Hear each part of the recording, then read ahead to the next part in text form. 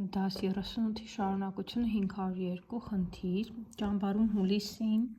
հանգստացան 142 երեխա, իսկ օգոստոսին 130, նրանցից 154-ը աղջիկ էին, քանի տղա հանգստացան, կգրենք լուծում 142 գումարած 130, 272 երեխա, 272-ից էլ որ հանենք 154, 118, դա տղաների քանակն է, արտահայտություն կգրենք 142 գումարած 130 հանած 154 հավասար է 118 երեխա, տղա, պատասխան 118 տղա, այստեղ ճամբարում հուլիսին հանգստացան 140 երեխա, իսկ օգոստոսին 130, նրանցից 118-ը տղաներ էին, քանիսն էին աղջիկ, 142-ին կգումարենք 130, կստանա 272 երեխա, կգրեք երեխա, ես չեմ գրեմ,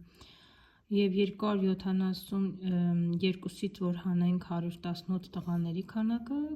կդառնա 154 աղջիկները, պատասխան 154 աղջիկ։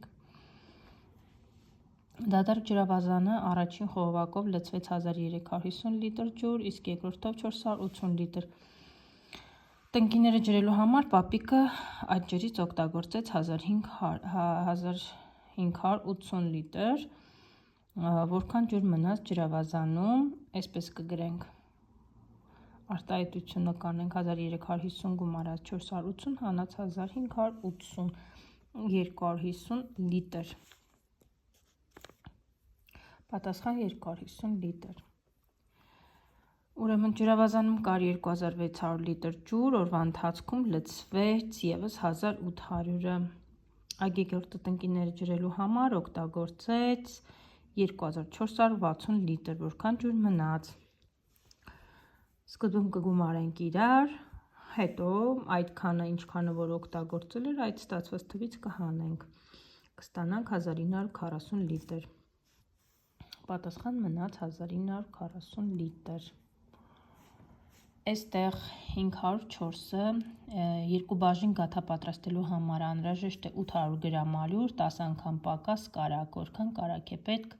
5 բաժին այդպիսի գաթա պատրաստելու համար, կգրենք լուծում 800-ը կբաժանենք 10-ի, 80 գրամ կարագ,